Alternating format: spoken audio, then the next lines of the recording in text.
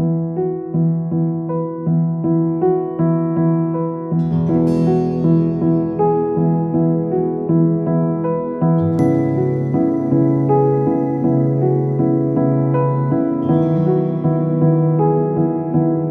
días a todos. Buenos días a los que estáis aquí, también a los que nos están viendo y oyendo por YouTube. Tengo un encargo de dar un saludo especialmente a los que están en Brasil, a Ángel y a la gente de allí, un saludo afectuoso. Y bueno, como decía Mario, vamos a seguir con el tema de la armonía de los evangelios. Estamos en el Evangelio de Juan,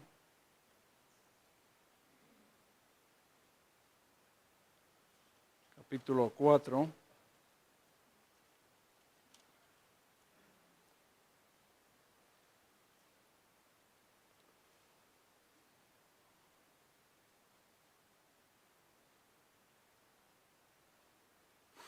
Cuando pues, capítulo 4, versículo 1, cuando pues el Señor entendió que los fariseos habían oído decir Jesús hace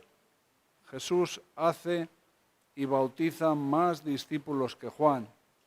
Aunque Jesús no bautizaba sino sus discípulos, salió de Judea y se fue otra vez a Galilea. La semana pasada estuvimos hablando de cuando Jesús llega a la sinagoga de Nazaret y allí, toma el rollo del profeta Isaías y habla. Ese acontecimiento es posterior a este. O sea, aquí hemos metido esto entre medias. Así que antes de ir a la sinagoga de Nazaret, pasó esto que vamos a hablar ahora. No fue una confusión, lo podía haber sido perfectamente, pero fue simplemente pues porque el mensaje, iba así en ese momento. Entonces Jesús sale de Judea y va camino de Nazaret, camino de ese momento, de ese tiempo, y para ir camino de Nazaret podía haber escogido 3 rutas, una por la costa, otra por el Jordán y otra pasar por Samaria. Parece ser que esta ruta de Samaria era la ruta más corta. Los evangelios sinópticos, Mateo, Marcos, Lucas, sugieren que salió de Judea porque Herodes Antipas había arrestado a Juan y que eso en parte fue la razón por la que Jesús se fue en dirección de Galilea, pasando por Samaria. Juan nos habla de otra cosa. Juan nos habla de que sugiere que había un conflicto entre los discípulos de Juan y los discípulos de Jesús por quién bautizaba más, si unos o otros.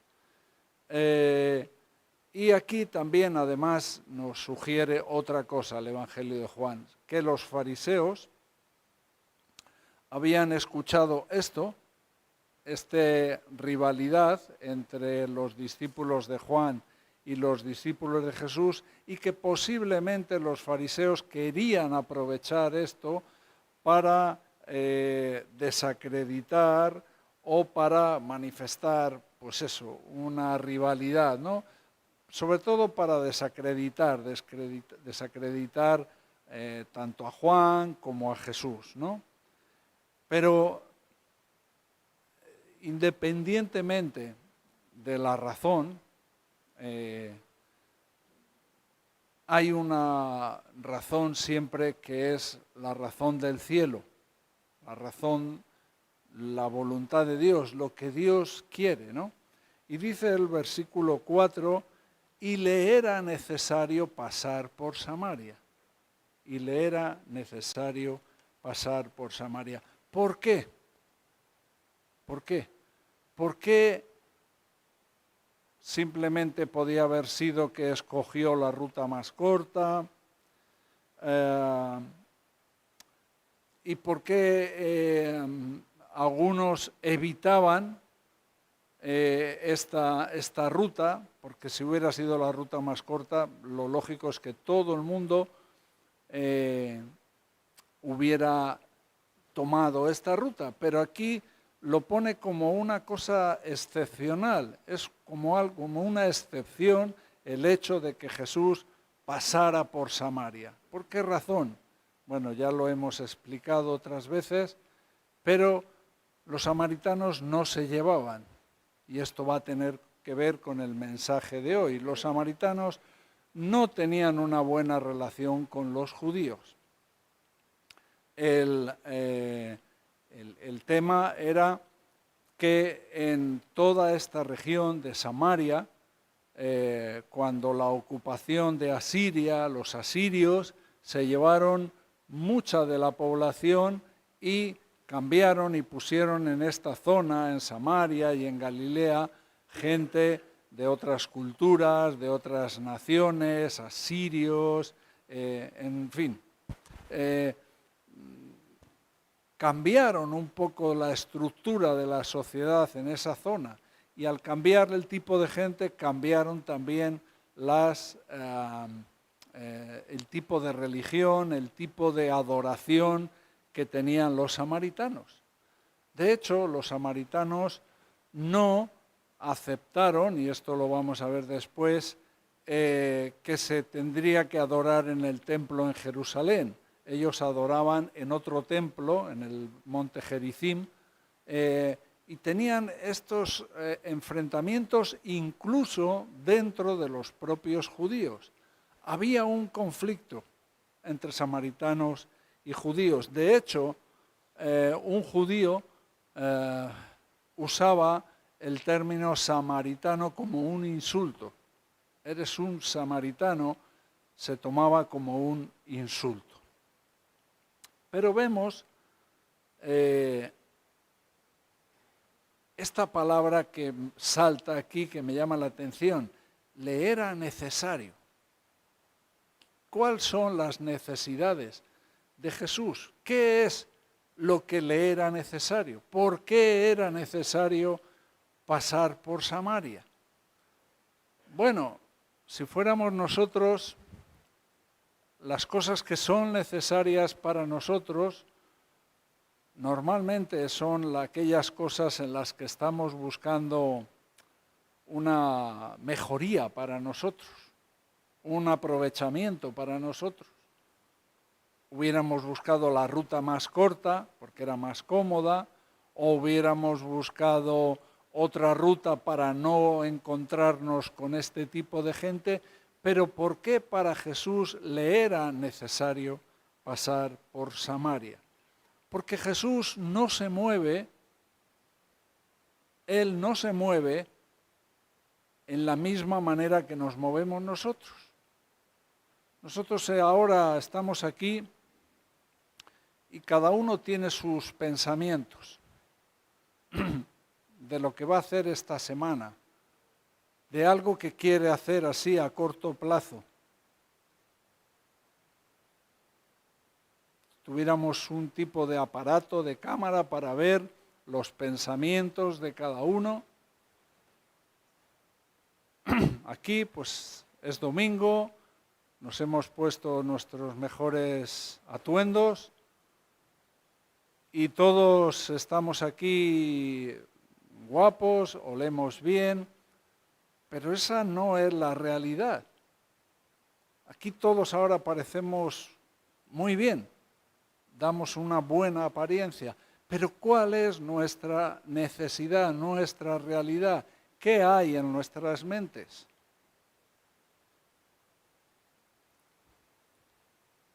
Alguno estará pensando y diciendo, espero que no tengan ese aparato, porque si lo tuvieran, se vería, madre mía. Tranquilo que no lo tenemos. Está Paco ahí investigando a ver si consigue hacer algún aparato parecido, pero no lo hemos conseguido. Pero ¿qué es tu necesidad? ¿Qué es aquello en lo que estás metido? ¿Qué en lo que estás pensando, por lo que se mueve tu vida? Jesús no se mueve en la misma manera que nos movemos nosotros. Las necesidades de Cristo no son nuestras necesidades. Las necesidades de Cristo están dirigidas al prójimo, están dirigidas a veces a nosotros. Lo que es necesario para Cristo tiene que ver con algo que es importante para nosotros. Nosotros, sin embargo, lo que es necesario para nosotros, también buscamos que sea importante para nosotros. No siempre, las menores veces, estamos pensando en el prójimo. Lo que era necesario para Cristo puede ser cosas que tienen que ver con nuestra salvación. Pero es una cosa que es importante, ¿no? Ver qué son las cosas que son necesarias para Cristo. Si vamos al capítulo 1,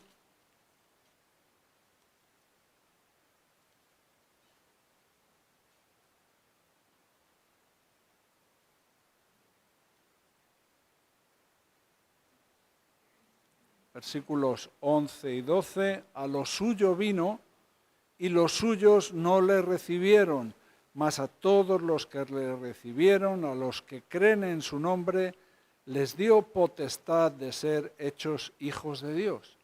Cuando leemos textos así, estas son las cosas que son necesarias para Cristo. Que seamos hijos de Dios, que vivamos bajo la voluntad de Dios. ¿Aquello que estás pensando es la voluntad de Dios? ¿Aquello que estás moviendo es la voluntad de Dios? Volvemos al capítulo 4. Gracias a Dios podemos dar, porque de alguna manera nosotros hemos sido parte de esa necesidad. De la misma manera que Cristo le era necesario pasar por Samaria, y posiblemente tiene que ver con una mujer,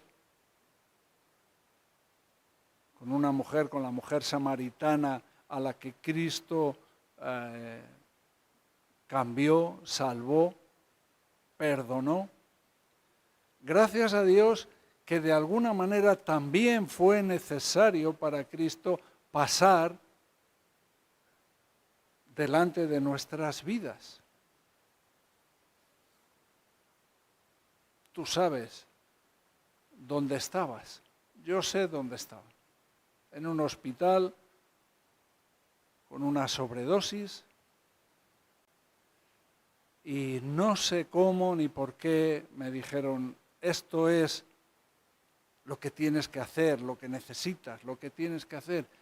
Cristo le fue necesario pasar por mi vida, llevarme a un sitio y que en ese sitio no cambiara de pensamiento, no sé por qué me quedé, y Dios hizo una obra en mi vida. ¿Cómo fue tu experiencia? Tu experiencia, puedes estar aquí, puedes haber sido librado de cosas terribles, porque para Cristo le fue necesario pasar por donde tú estabas. Él no solamente fue importante, le fue necesario. a lo suyo vino.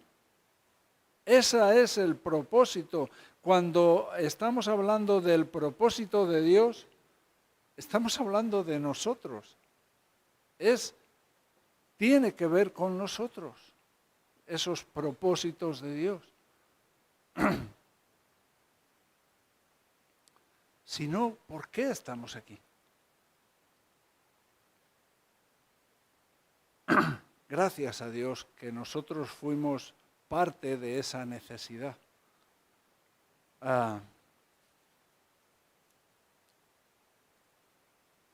En el capítulo anterior, capítulo 3, versículo 14, y como Moisés levantó la serpiente en el desierto, así es necesario que el Hijo del Hombre sea levantado. Esto lo dijo Cristo mismo.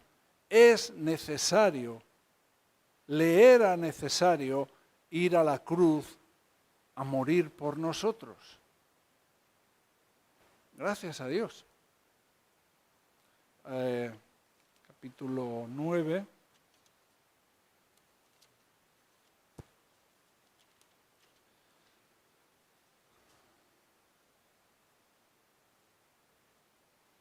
Versículo 4. Me es necesario hacer las obras del que me envió, entre tanto que el día dura, la noche viene cuando nadie puede trabajar. Gracias a Dios que es de día todavía, gracias a Dios que para Él es necesario hacer las obras del que le envió. Volvemos al capítulo 4.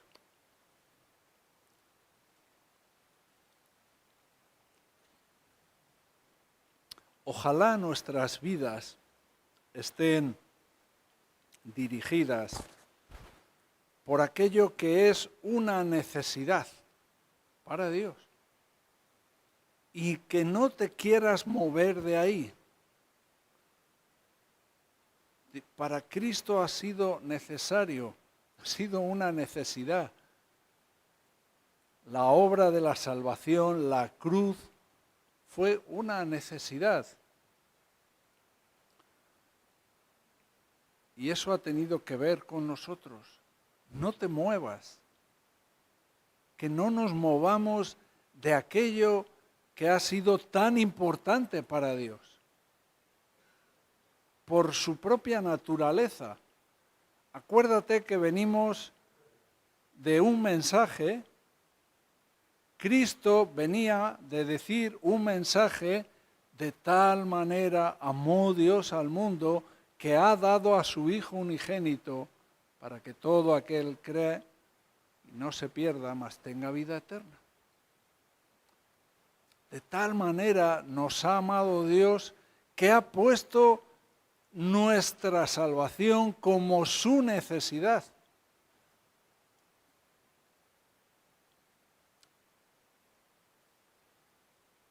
Y ojalá que nosotros también tomáramos ejemplo, que nuestras necesidades tuvieran que ver con los pecadores, tuvieran que ver con el evangelismo, tuvieran que ver con ayudar a gente. ¿Cuánta gente pasa cada mes por nuestras casas? ¿Con cuánta gente tenemos contacto? ¿Cuánta gente, cuántos pecadores, cuánta gente tiene necesidad de Dios? Y a lo mejor tú eres el instrumento, tú eres la herramienta donde se manifiesta esa necesidad de Cristo.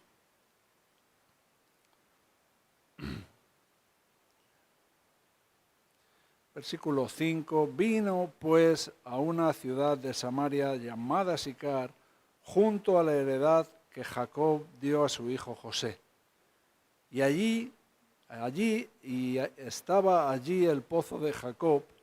Entonces Jesús, cansado del camino, se sentó así junto al pozo. Era como la hora sexta. siempre hacemos hincapié en la cantidad de detalles que la palabra nos da. Nos dice hasta la hora que era. La hora era la hora más calurosa del día, la hora sexta, y también de alguna manera Juan siempre en su evangelio quiere manifestar la humanidad de Cristo. Esa unión hipostática que hablábamos hace unas semanas, esa unión de ser 100% Dios y 100% hombre, el Dios omnipotente, que todo lo puede, el Dios eterno, aquí está sentado cansado del camino, ¿no? Qué cosa, ¿no?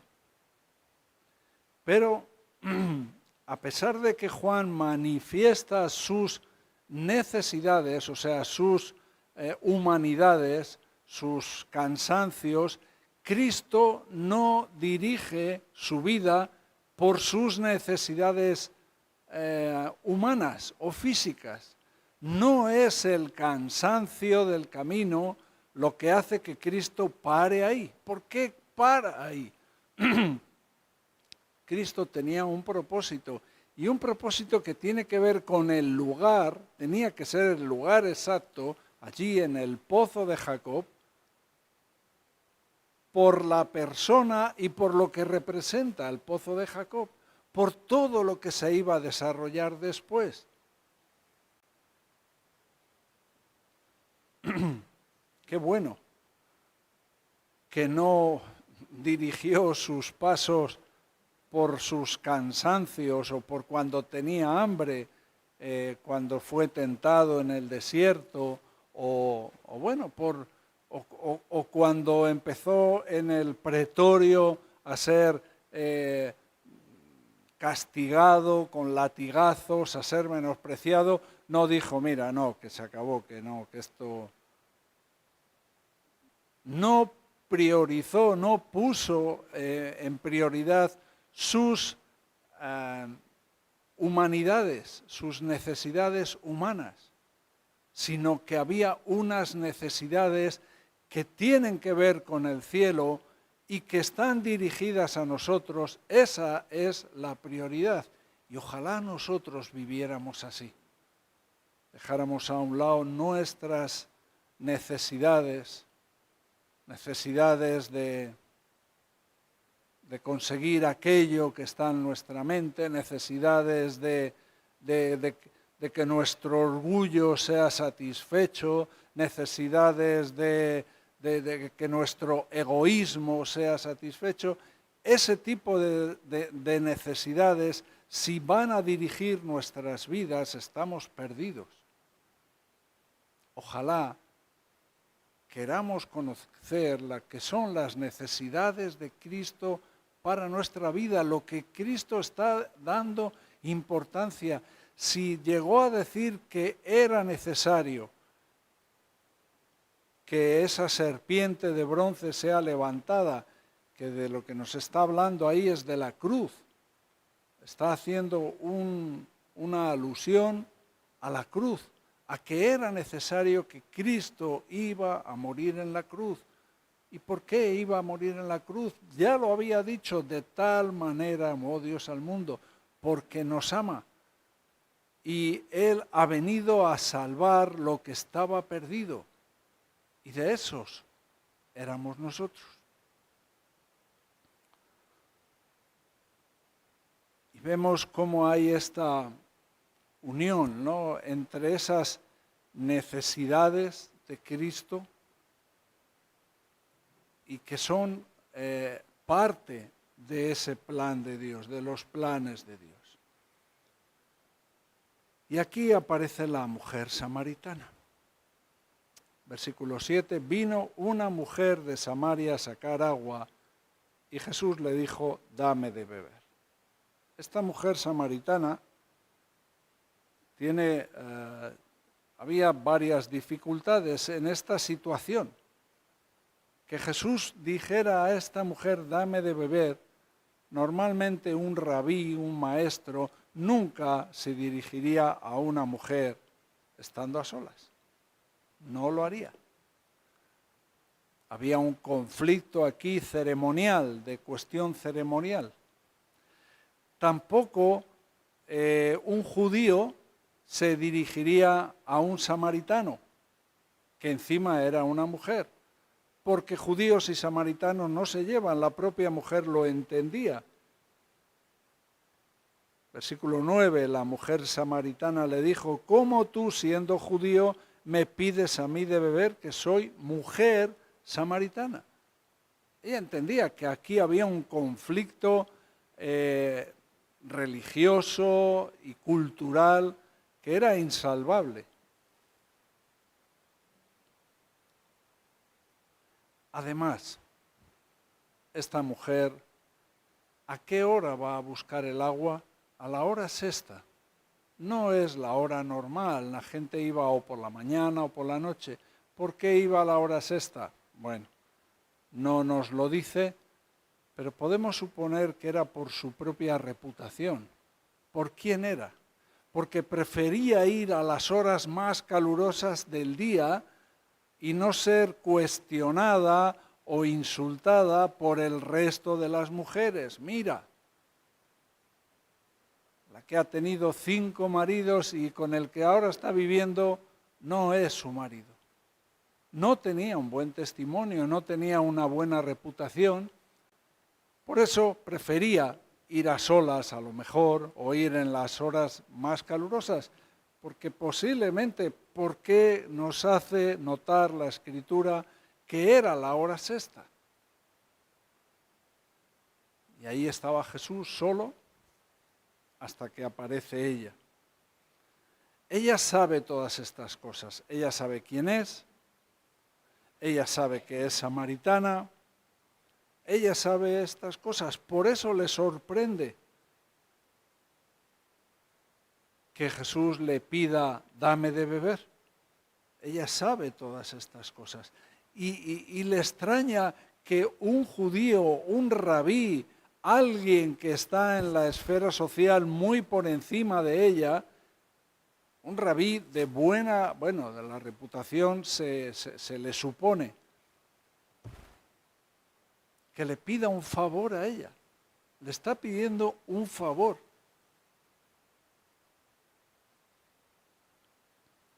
Aquí hay también un contraste. Hace la semana pasada y las semanas anteriores hemos estado hablando de Nicodemo.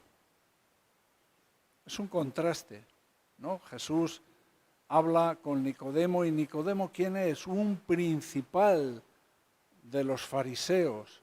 O sea, dentro de los fariseos, que ya es una esfera social alta en la sociedad judía, uno principal, uno de los más importantes.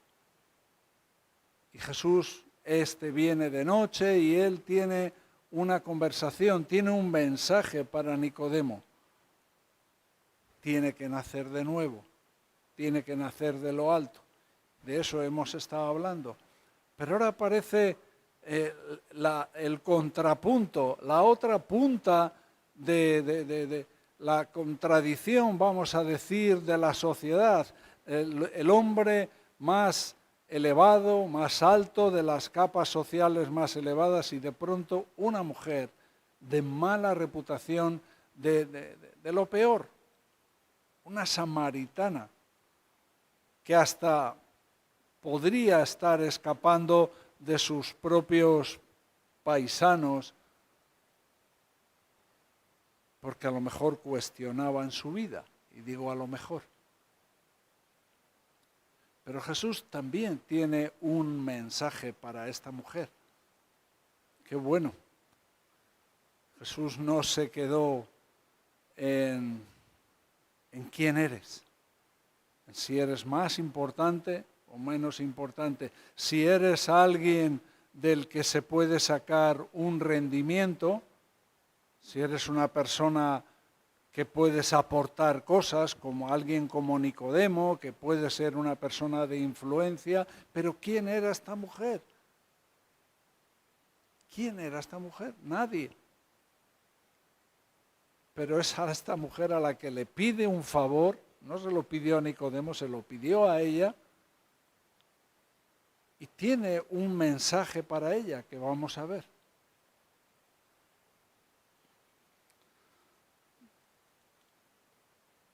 Vemos que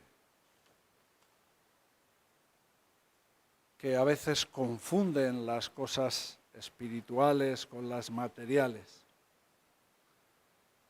Además, otra cosa que podemos decir de esta situación es que un rabí, un judío, tenía que guardar un orden, una especie de pureza ceremonial de las ceremonias, por lo cual él en ningún caso podría aceptar un utensilio, algo que esta mujer le diera para tomar el agua, o sea, ni siquiera eso. Así que de ninguna manera, aparentemente parece que es bueno que Jesús pidiera a esta mujer de beber. Hay tantas razones para que Jesús no nos amara a nosotros, tantas razones, un Dios santo, amando criaturas que, apartados de la santidad, que hemos vivido de espaldas a Dios, que hemos blasfemado de Dios, que nos hemos reído. Esos éramos nosotros. Estábamos tan en sintonía con esta mujer samaritana, teníamos tantas cosas en nuestro historial por las cuales Cristo nunca tendría que haber pasado por nuestra vida, Cristo nunca tendría que haber tenido esa necesidad. Estábamos tan alejados de eso, pero hay un amor de tal manera que hizo que todo eso quedara en nada. Y Cristo se acercó a nuestra vida y Cristo tuvo una palabra para nuestra vida y espero que la tenga para los que todavía no conocen a Cristo.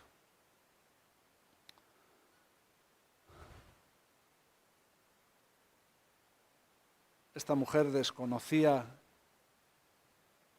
quién era, desconocía qué era aquello que Cristo le podía ofrecer. Versículo 8, pues sus discípulos habían ido a la ciudad a comprar de comer. La mujer samaritana le dijo, ¿cómo tú, siendo judío, me pides a mí de beber, que soy mujer samaritana? Porque judíos y samaritanos no se tratan entre sí. Respondiendo Jesús y le dijo, si conocieras el don de Dios y quién es el que te dice, dame de beber, tú le pedirías y él te daría agua de vida. ¿Por qué Jesús le está diciendo esto? Porque esta mujer desconocía quién era. ¿Quién es el que le estaba pidiendo de beber? El Dios omnipotente estaba sentado conversando con ella. Ella pensó que estaba hablando con alguien, un judío, un rabí que estaba cansado del camino y por nada podría pensar que Dios estaba teniendo un favor con ella, que Dios se estaba manifestando. Y esto también lo digo por nosotros. Alguno pensará, bueno, estoy en una reunión, están hablando de algo, ¿y qué tiene que ver esto conmigo? Pues tiene que ver que Dios, el Dios omnipotente y todopoderoso, se está manifestando a tu vida. Está manifestando su palabra, te está hablando, está transmitiendo una palabra de esperanza, de salvación a tu vida. Versículo 10, ya lo hemos leído, aquí habla de un don de Dios. Si conocieras el don de Dios. ¿Qué es el don de Dios? ¿Qué es el regalo que Dios nos da? Pues hay muchas cosas que podríamos incluir. Pero ¿qué es aquello que es de tanto valor y que nosotros no podemos ni acercarnos a pensar que podemos pagar algo por nuestra salvación? Un regalo inmerecido, un don, no es un mérito. No, un mérito es algo por lo que nos hemos esforzado, por lo que hemos trabajado y al final nos dan un diploma y esto es un mérito. Pero un don es algo que no merecemos, un regalo de gracia y esta es la salvación para nosotros. Y no solamente aquí, lo más importante ya no es el don, sino quién es el que está ahí. Eso es algo que ya nos tiene que hacer caer al suelo. No es solamente, no debemos de decir, bueno, estoy en la reunión o estoy escuchando o estoy oyendo acerca de la salvación, sino que el Dios Todopoderoso se quiera manifestar a tu vida, quiera darse a conocer, quiera que tú le conozcas. Eso es todavía más importante que el don. El don es muy importante, la salvación. Pero que Él haya venido y haya sido su necesidad y se haya manifestado a tu vida, eso es más importante. Piensa, si conocieras el don de Dios y quién es el que te dice dame de beber.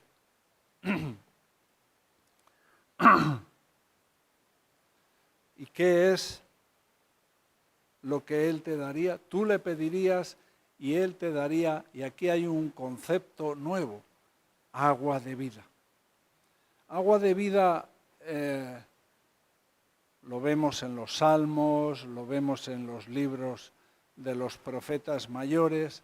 Normalmente era una expresión que hacía, donde se hablaba del Dios mismo, de Dios mismo. El agua de vida representaba al Dios Todopoderoso, representaba al Espíritu Santo. Era un símbolo del Espíritu Santo. En el capítulo 7 lo dice. Versículo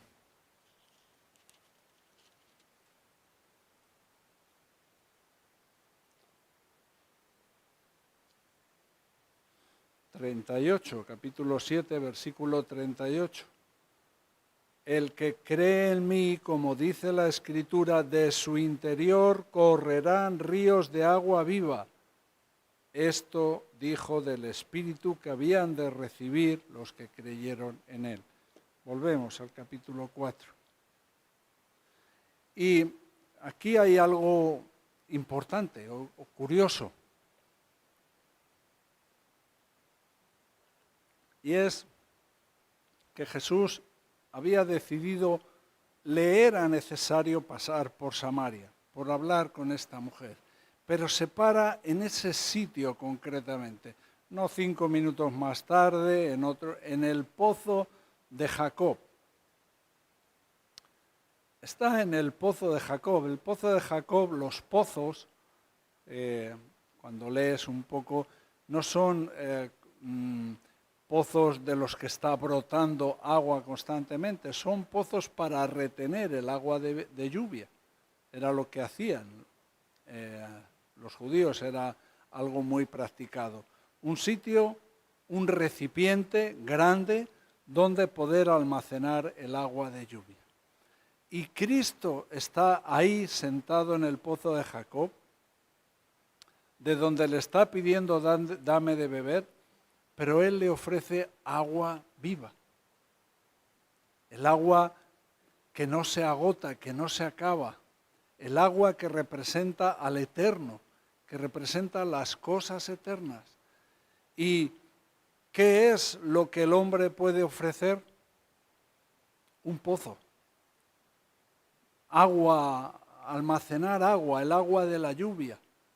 Lo que el hombre puede ofrecer, no solamente, aquí lo dicen, versículo 11, la mujer le dijo, Señor, no tienes con qué sacarla y el pozo es hondo. ¿De dónde pues tienes el agua viva? ¿Acaso eres tú mayor que nuestro padre Jacob, que nos dio este pozo, del cual bebieron él, sus hijos y sus ganados?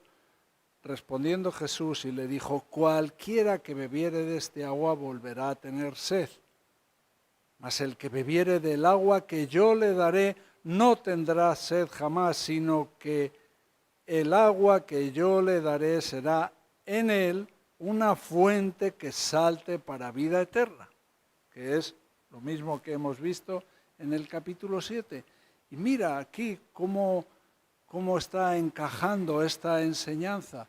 Ella le está hablando del pozo de Jacob y lo tiene como un valor. Era su tradición, era el pozo que le había dejado su padre Jacob, pero a ese pozo había que ir todos los días a sacar agua. Todos los días había que ir a sacar agua allí. Y de ese agua, cuando bebías, volvías a tener sed. Esto es lo nuestro. Esto es aquellas cosas en las que estamos metidos a veces. Esto es lo que es la religión. Esto es lo que son nuestros planes. Nuestros planes. Esto es todo aquello que podemos buscar en este mundo. Todas aquellas cosas nos van a dejar insatisfechos. Nos van a dejar que ahora aparentemente quedamos saciados y poco tiempo después volvemos a tener sed. Y esto es lo que Cristo le está diciendo. Y aquí está Cristo también haciendo está en un momento donde está hablando del antiguo pacto, está hablando de lo que hasta ese momento, de lo que les había podido dejar Abraham, Isaac, Jacob, pero que en definitiva les iba a dejar insatisfechos. Esto era lo de más valor para ella. Y a veces estamos con cosas en nosotros que tienen tanto valor, tienen tanta importancia, pero son temporales. Son como las tentaciones. Es como una satisfacción temporal. Jesús lo que le está dando es este mensaje. Cualquiera que bebiere este agua volverá a tener sed. Cualquiera que bebe este agua, aunque sea la religión, aunque sea las reuniones, el ceremonial, la ceremonia, ¿no? Todo lo que hacemos de manera ceremonial, como no sea Cristo mismo, todo lo demás queda como cosas externas. Esos son cosas externas que no nos satisfacen, que no nos dejan satisfechos. Lo único que va a satisfacer nuestras vidas es esa experiencia interna de la vida de Dios en nosotros, de la vida del Espíritu en nosotros, que brotan como ríos de agua viva. Fíjate, por un lado está esta mujer dando valor al pozo. El pozo, que acuérdate, es como una cisterna que retiene agua. Y Cristo le está hablando de una fuente, de algo que brota constantemente. Eso es lo que Cristo nos ofrece, una fuente que brota. Y brota agua viva, y brota de aquello que tiene que ver con el Espíritu.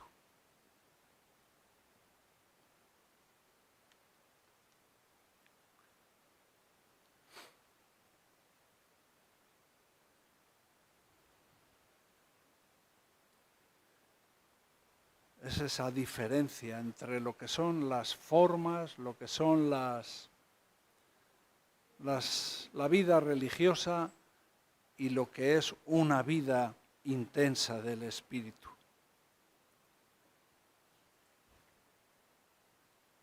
Y esta mujer, ¿cómo reacciona a este mensaje? La mujer le dijo, dame esa agua para que no tenga yo sed, ni venga aquí a sacarla. Yo cuando leo esto, veo que esta mujer está entendiendo parte. Está entendiendo una parte. Hay algo que le está llamando la atención, pero no está entendiendo el mensaje de manera completa. Por eso Cristo sigue adelante. Y sigue adelante haciendo ¿qué cosa? Revelándole, la está llevando a una revelación de su condición, de su pecado. Porque posiblemente él está viendo de que ella no está viendo toda su necesidad. A todo este mensaje del agua, a todo esto que tiene que ver con el antiguo pacto y el nuevo pacto, a esto que tiene que ver con fuentes de agua viva, que además, si fuera judía, hubiera entendido, porque los judíos sí que, los samaritanos tenían otro problema, que solo aceptaban el Pentateuco, no aceptaban el resto de los libros, ni los Salmos, ni los libros de Isaías, de Jeremías, ni nada. Entonces esta mujer no podía saber qué es lo que dice la palabra en cuanto al agua viva. Si fuera judía, sí. Pero ella estaba rechazando eso. Entonces Jesús sabe estas cosas. Sabe que está como en un proceso con ella. Y le está hablando de agua de vida y ella entiende algo en parte, entiende un beneficio, entiende, pues si es esto, no voy a tener sed y no tengo que venir aquí todos los días. Pero no está viendo esa fuente de agua viva que brota de su interior. Está entendiendo en parte. Y el problema de esto, y esto lo trasladamos a nosotros, es que hay gente que piensan que son cristianos, pero están viviendo así, con un entendimiento limitado, un entendimiento en parte. Han sido beneficiados en parte, han mejorado sus vidas, ya no tienen que ir al pozo cada día, ya no tengo sed, pero no están entendiendo ni quién es el que está allí sentado, no están viendo la revelación de Dios, no están viendo que Dios quiere obrar en lo más profundo de sus vidas. Y entonces hay gente que se queda así y se queda años. Y esto sí que es importante que lo pensemos, porque algunos pasan por cristianos, por responsables, pero están limitados a este beneficio.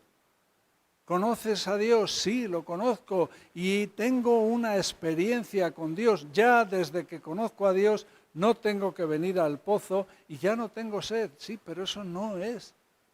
Eso es nada.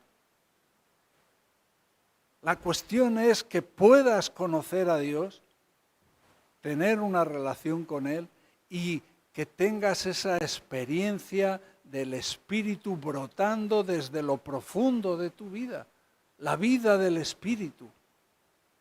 Eso es otra cosa. Eso no tiene nada que ver con tener que ir al pozo o haber dejado de ir. Entonces Jesús sigue adelante. Versículo 16, Jesús le dijo, ve, llama a tu marido y ven.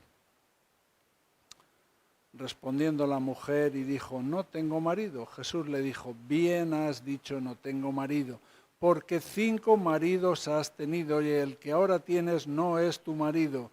Esto has dicho con verdad. ¿Vale? Ahí entramos como en un proceso con ella. Versículo 19, le dijo la mujer, Señor, me parece que tú eres profeta. Y mira, ahora es como que parece que cambia el tema. La mujer es como que está escapando o dando un rodeo. Ahora cambia el tema. ¿Y qué dice la mujer? Nuestros padres adoraron en este monte y vosotros decís que en Jerusalén es el lugar donde se debe adorar. Bueno, es como que tiene una necesidad de justificarse. Está siendo revelada su condición, su reputación, su pecado está siendo revelado y manifestado. ¿Y qué hacemos normalmente cuando pasan cosas así? Bueno, buscamos justificarnos, buscamos una vía de escape. Y ella es lo que está haciendo. Bueno, es que claro, es como, tengo una excusa. Es que hay un conflicto, es que no sabemos muy bien, porque vosotros decís que en aquel monte, en el monte donde está el templo, en Jerusalén, allí es donde hay que adorar, pero nosotros, nuestra tradición dice que en el monte Gerizim. Entonces, a ver, es que tendrías que resolver esto y entonces estaríamos en mejores condiciones los demás. Bueno, aquí no tenemos discusiones sobre si en este monte o en otro monte, pero con echar la culpa al responsable o a mí, yo me asombro de las cosas que tengo la culpa. Hay cosas que sí, de las que soy culpable, pero hay otras que digo, ¿en qué manera yo he podido ser tan malo, me asombra? Pero bueno, no tiene que ver conmigo o con los responsables, con la obra en sí, no sé. Pero nos cuesta tan poco, es tan fácil para nosotros echarle la culpa a alguien. Andrei, buenos días. Podemos echarle la culpa a Andrei. Fran, que nos he saludado, buenos días. También le podemos echar la culpa a Fran. A ti misma.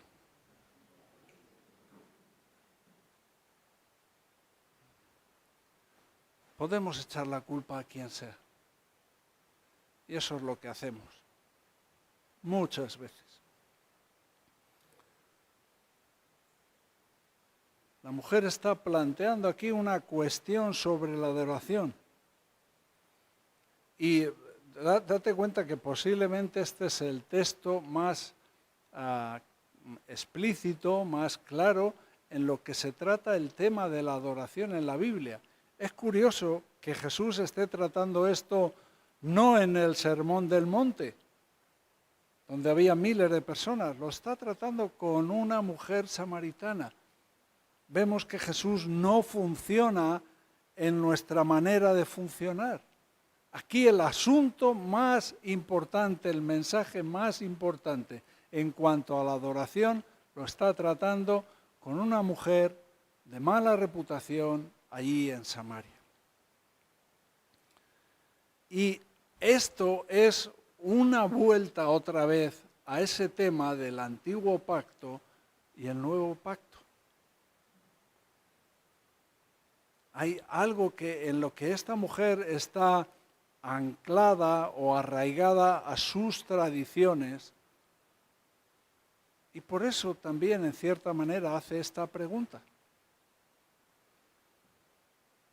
Y Jesús de una vez por todas aclara este tema y lo deja claro y le da un mensaje a esta mujer que tiene que ver con su vida personal, con dejar de justificarse y al mismo tiempo está ayudándonos a entender de qué se trata el tema de la adoración. Versículo 21, mujer, créeme que la hora viene. Y aquí está hablando de un tiempo. Y este tiempo es el tiempo en el que Él es crucificado. La hora viene cuando ni en este monte ni en Jerusalén adoraréis al Padre. Vosotros adoráis lo que no sabéis. Esto lo está diciendo por ese tema de que ellos rechazaban parte del Antiguo Testamento. Nosotros adoramos lo que sabemos, porque la salvación viene de los judíos. Él es la salvación. Mas la hora viene y ahora estábamos en ese tiempo, estaban en ese tiempo, cuando los verdaderos adoradores, y cuando Jesús habla de verdaderos adoradores, ¿qué también está diciendo? ¿Cuál es lo que tú entiendes cuando alguien te habla de verdaderos adoradores? ¿Qué te ayuda a tener claro?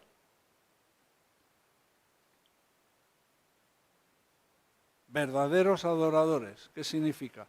También. No te oigo. Vale, pero también nos ayuda a entender de que hay gente que pasan por falsos adoradores. De que hay gente que no están adorando en verdad. Y estas son las cosas donde uno tiene que poner atención y decir, ¿yo puedo estar en esa categoría?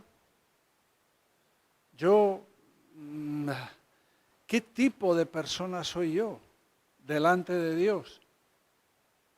¿Qué tipo de persona? Uno que está anclado a las viejas tradiciones o buscando soluciones en este mundo, justificándome,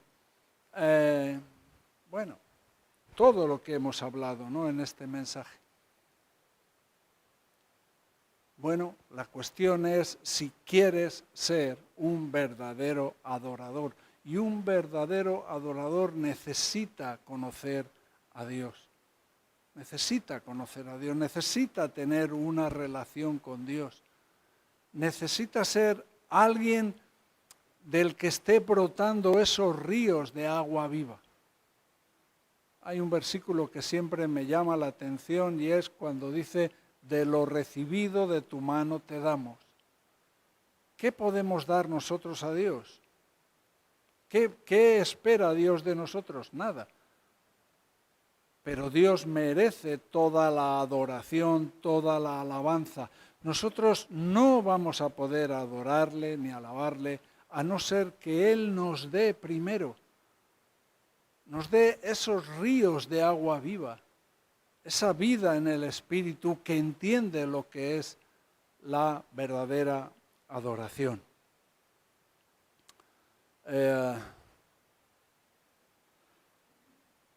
Mas la hora viene y ahora es cuando los verdaderos adoradores adorarán al Padre en espíritu y en verdad, porque también el Padre, tales adoradores, busca que le adoran.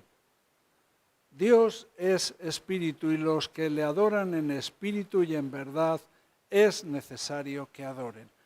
Una vez más, Jesús está haciendo una diferencia entre los que están viviendo una vida enfocada en lo material, incluso religiosamente. Ya no hablo del materialismo del mundo, hablo de materialmente, de superficialmente en la iglesia, de una manera superficial, que vienen a las reuniones y ha cambiado su estilo, su manera de hablar, han cambiado ciertas cosas, pero no han experimentado lo que es tener esa fuente de agua viva.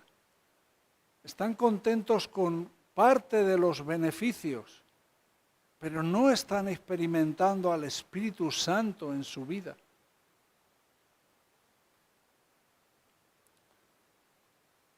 Versículo 25. Le dijo la mujer, sé que ha de venir el Mesías, llamado el Cristo. Cuando Él venga, nos declarará todas las cosas. Aquí la mujer Es como, no sé si es que está queriendo acabar o diciendo, todo esto se me está haciendo un poco grande, necesitaremos que el Mesías venga y nos ponga luz, traiga luz sobre estas cosas. Y una vez más, ¿qué vemos aquí? Que Cristo se manifiesta, que Cristo se presenta, se da a conocer. Un privilegio que en cierta manera estamos teniendo. Cristo, la presencia de Dios, se quiere manifestar a nuestras vidas. Jesús le dijo, versículo 26, yo soy el que habla contigo. Bueno, todos conocemos que estos yo soy son la manera de Cristo de revelarse a sí mismo. Este es el primer yo soy. Además, aquí hay otra cosa. Cuando esta mujer está hablando y está diciendo en cuanto a esa excusa de la adoración, vosotros decís que adoráis en Jerusalén, nosotros adoramos aquí, y Jesús habla de que vendrá un tiempo donde ni en un sitio ni en otro, también en cierta manera se está dejando o se está manifestando que esos templos no van a estar, van a ser destruidos los dos. Las cosas que eran tan importantes para unos y para otros, por las cuales podía haber incluso una disputa entre ellos, entre judíos y samaritanos, lo que se adora en el templo de Jerusalén y los que adoran en el templo de Jericín. Jesús está profetizando, va a llegar un momento que ni aquí ni allí, porque no van a estar ninguno de los dos. Todas esas cosas superficiales van a quedar destruidas. Otra cosa es el énfasis que hay algunas veces en cosas superficiales. Me refiero, cuando le damos mucha importancia a cosas que han tenido que ver con las figuras, con los tipos del Antiguo Testamento, cuando en el Antiguo Testamento ha habido figuras o sombras de algo que ayudaba a la gente del Antiguo Testamento a tener fe en algo que iba a venir en el futuro, en algo real. Era una necesidad que ellos tuvieron, por eso Dios les dio todo el sistema ceremonial, cada parte del templo, cada parte del tabernáculo tenía que ver con Cristo y tenía que ver con lo que iba a venir en el futuro. Ellos necesitaron esas figuras, esas sombras, para estimular su fe, para tener fe en lo real que iba a venir. Pero nosotros estamos ya en lo real. No necesitamos esas figuras o esas sombras. Y ves que hay gente a veces que en un deseo de agradar a Dios, en un deseo de ser cristiano, vuelven a poner en valor esas figuras, esas sombras, esos votos o ordenanzas, pero son figuras y sombras que no tienen nada que ver con las fuentes de agua viva que brotan del interior. Así que esto es algo que tenemos que tener cuidado, de hacer votos, de guardar ordenanzas, de guardar gente que vuelve a guardar el Sabbat o observancia, ordenanzas que tenían los judíos no comer ciertos alimentos que comían los judíos. Estamos poniendo en valor lo que era superficial. Estamos dando valor a lo superficial y no estamos poniendo en valor aquellas cosas que tienen que ver con la vida en el Espíritu, con tener una relación con Cristo. A veces hay unos conflictos dentro de las iglesias por las formas, por los votos, por ordenanzas. Ya os digo, unos con cosas del Antiguo Testamento, otras situaciones, por ejemplo, los velos, o muchas cosas que se ponen en valor creyendo que ahí hay una espiritualidad que no la hay, Hay cosas que sí, que la Biblia pone como ordenanzas para nuestra vida que debemos observar y posiblemente necesitaremos hacer una clase, una reunión sobre estas cosas. Pero hay otras cosas que no tienen valor y son cosas superficiales que son destruidas, van a ser como esos dos templos que representaban tanto, pero fueron destruidos, pero sin embargo los verdaderos adoradores que adoran en espíritu y en verdad, ¿podían seguir adorando? Sí. ¿Podemos adorar hoy? Nosotros sí. No tenemos que ir a Jerusalén. No tenemos que ir al monte Gerizim. No tenemos que guardar ciertas cosas superficiales. Y por eso digo que posiblemente necesitaremos una reunión para hablar de ciertas cosas y tener un entendimiento más claro sobre este punto. Pero es un punto que es importante porque hay como un avivamiento de estas cosas, poner en valor estas cosas y no tienen valor.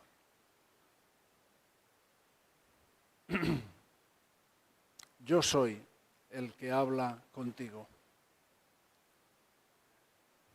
En esto vinieron los discípulos, versículo 27, y se maravillaron de que hablara con una mujer. Sin embargo, ninguno dijo, ¿qué preguntas o qué hablas con ella?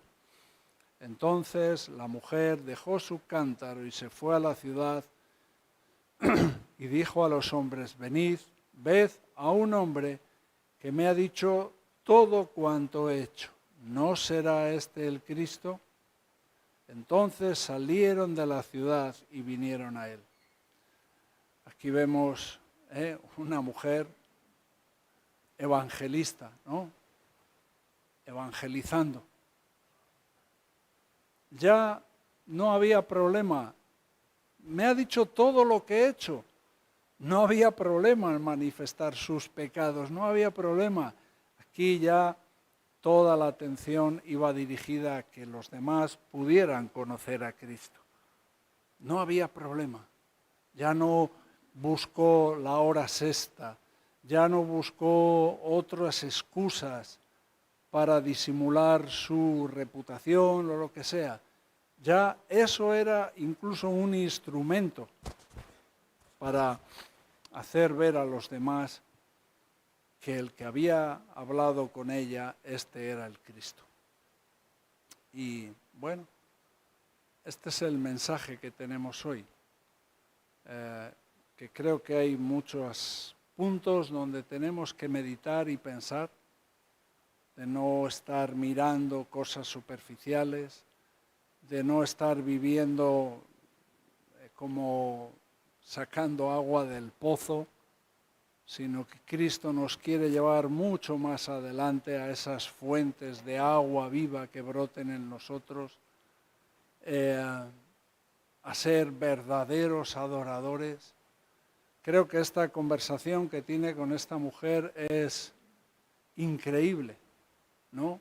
Y los comentaristas se preguntan cómo esto no fue el motivo de una predicación o parte del Sermón del Monte, pero Cristo tuvo esta excelencia de palabras con una mujer que era de lo peor. Así que qué bueno que Dios no se mueve en los estándares del mundo. Por eso nosotros hemos podido conocerle. Por eso ha sido su necesidad tocar de alguna manera el corazón de cada uno de los que estamos aquí.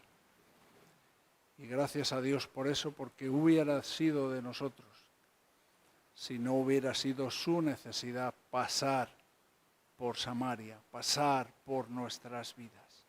Amén.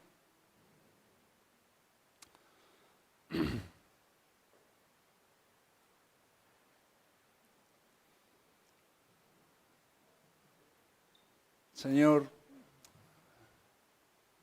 te damos gracias por tu palabra. Queremos dejar de estar bebiendo del pozo y queremos ir más adelante a esas fuentes de agua de vida que brotan de nuestro interior, Señor. Queremos vivir así, Señor, experimentando esa vida del Espíritu que tú haces producir en nosotros, Señor. Señor, no queremos ser como los que están buscando el templo de Jerusalén o el templo de Jericín. Queremos ser adoradores, verdaderos adoradores. Que sepamos cómo adorarte en espíritu y en verdad, Señor. Oh Dios, que no nos conformemos solamente con parte de los beneficios, con parte de los beneficios de lo que tú puedes hacer en nuestras vidas, sino te queremos a ti, Señor. Queremos a ti como esas aguas de vivas. Oh Dios, te pido por los que están ahora mismo pensando y dando vueltas a cómo saciar su sed, pero lo están pensando de forma temporal, Señor. A beber agua del pozo otra vez, una vez más, y mañana otra vez, y pasado otra vez. Oh Dios,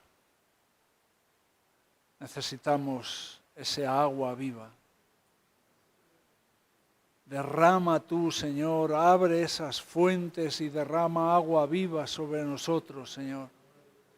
Que brote de nuestras vidas, que la gente pueda ver algo distinto, algo diferente, cómo brotan aguas vivas, como una fuente de nuestras vidas. Oh Dios, por favor. Ayúdanos a dejar de justificarnos, a dejar de buscar excusas, a dejar de buscar a quién echar la culpa. Y queremos ser como esta mujer, Señor. Tener ese corazón de querer compartir con los demás, Señor, a quién hemos conocido, Señor. De poder compartir con los demás a quién hemos visto con nuestros ojos, Señor. De compartir con los demás aquel que nos ha hablado de agua de vida. Aquel que nos ha dicho, yo soy. En el nombre de Jesús te lo pido. Amén.